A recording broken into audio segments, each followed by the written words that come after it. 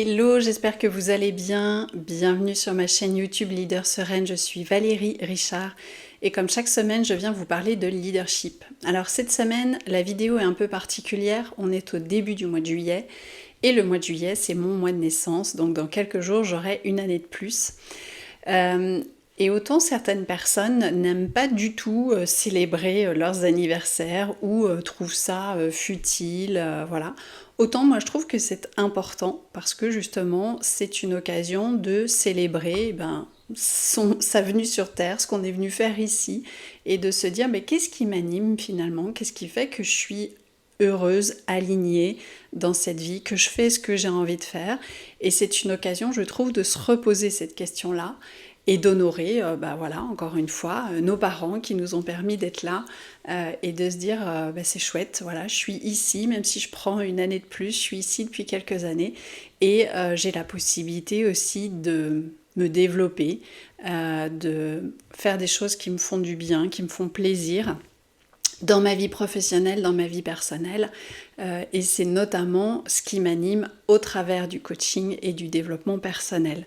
Donc, le message que je voulais vous faire passer dans cette vidéo aujourd'hui, c'était justement de pouvoir vous poser cette question de votre vision des choses, de votre mission, j'allais dire presque, en tant que femme leader, parce que effectivement, peut-être que vous avez créé votre entreprise il y a déjà quelques temps, que vous avez votre équipe, mais pour autant, c'est important de régulièrement se dire finalement pourquoi est-ce que je fais ça ?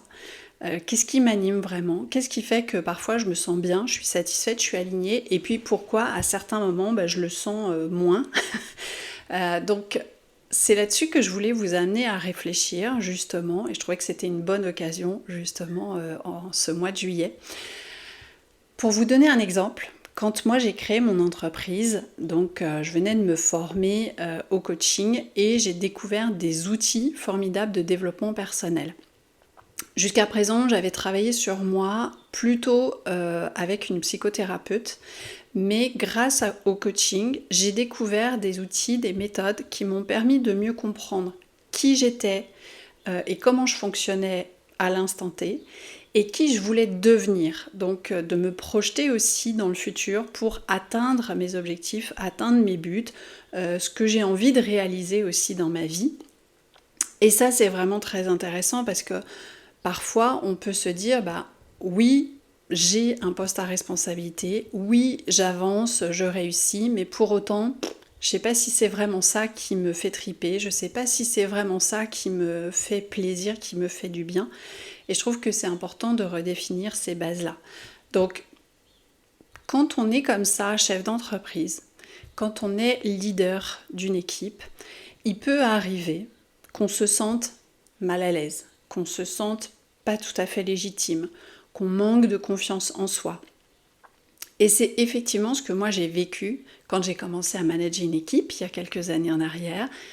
C'est aussi quelque chose que j'ai vécu quand j'ai créé mon entreprise, et c'est justement ce qui m'anime aujourd'hui, c'est ce qui m'a fait faire le choix d'être coach et de créer mon entreprise, c'est de pouvoir aider d'autres femmes leaders qui traversent les mêmes difficultés que j'ai traversées il y a quelques années, qui peuvent rencontrer les mêmes obstacles et les aider à s'épanouir pleinement dans leur vie de chef d'entreprise, dans leur vie de leader d'équipe, leur permettre aussi de prendre leur place en tant que femme dans un monde qui est quand même majoritairement masculin sur des postes comme ça de chef d'entreprise et de leader. Donc on est encore malheureusement dans ce monde un peu patriarcal, et pour moi c'est important aussi d'aider les femmes à se libérer de ces schémas limitants, à se libérer de ces difficultés et à pouvoir se dire je suis légitime.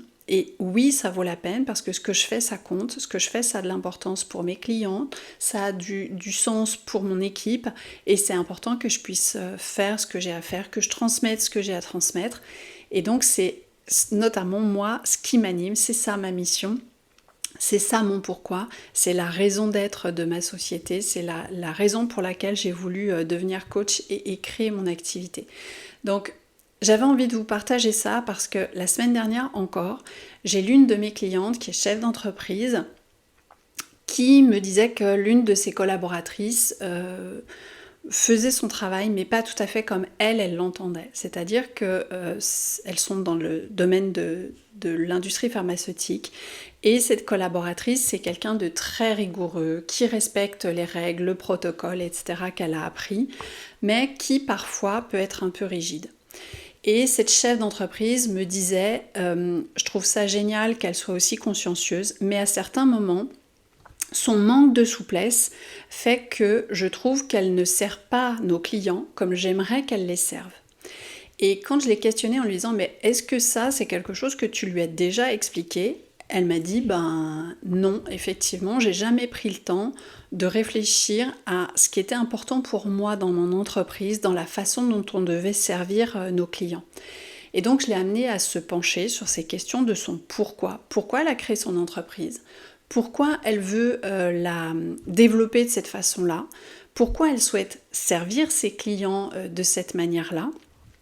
Et le fait qu'elle prenne un moment pour poser des mots sur ça, qu'elle puisse définir justement son pourquoi, sa mission, sa vision pour elle et pour son entreprise, eh bien ça lui a permis d'être beaucoup plus au clair pour pouvoir l'exprimer ensuite à son équipe et poser un cadre, donner du sens, poser peut-être des limites, expliquer ce qu'elle attend, ce qu'elle souhaite, ce qu'elle ne souhaite pas. Et elle m'a fait un petit retour par SMS en me disant qu'elle avait pris le temps d'échanger avec sa collaboratrice et que ça s'était très très bien passé et qu'effectivement elle avait pu clarifier certaines choses, qu'elle avait pu exprimer différemment et ça l'aide non seulement à avoir de meilleures interactions avec les membres de son équipe, mais aussi à les faire avancer, à les faire évoluer dans le sens de ce qu'elle souhaite pour elle et pour son entreprise.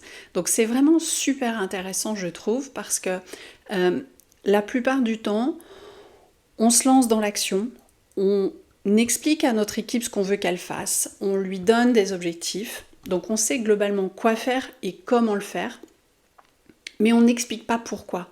On n'explique pas pourquoi il faut faire les choses de cette manière-là, en quoi c'est important pour nous, quelle est notre vision, quelle est notre mission.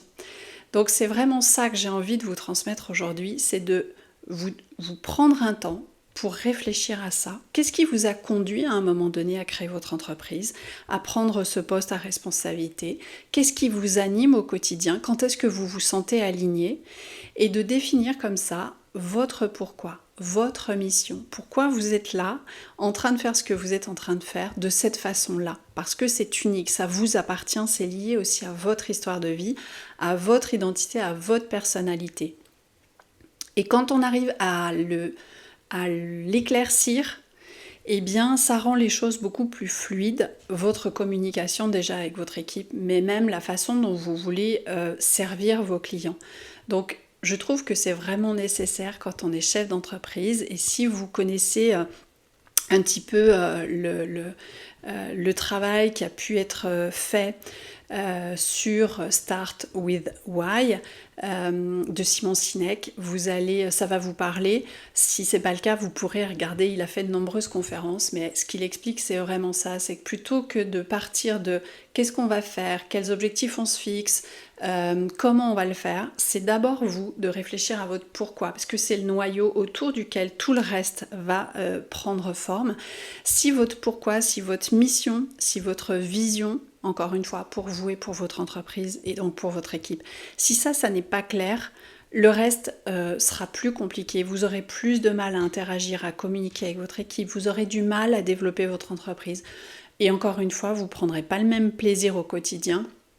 Donc ce sera beaucoup moins fluide. Donc c'est vraiment ce que j'ai pour vous, de vous pencher sur votre pourquoi. Prenez un temps pour réfléchir, pour noter ça, et puis peut-être de vous dire comment je vais pouvoir le présenter, l'expliquer à mon équipe, parce que c'est ça être une leader, c'est comme ça aussi qu'on emmène son équipe, c'est comme ça qu'on la fédère, qu'on la motive, en donnant du sens finalement à ce que chacun est amené à faire au quotidien dans l'entreprise. Donc voilà, j'espère que ça va vous inspirer. En tout cas, si vous avez aimé cette vidéo, n'hésitez pas à la liker, à la partager, à vous abonner également à ma chaîne YouTube. Et puis je vous retrouve moi la semaine prochaine pour une nouvelle vidéo. Je vous souhaite une super belle semaine. Bye bye.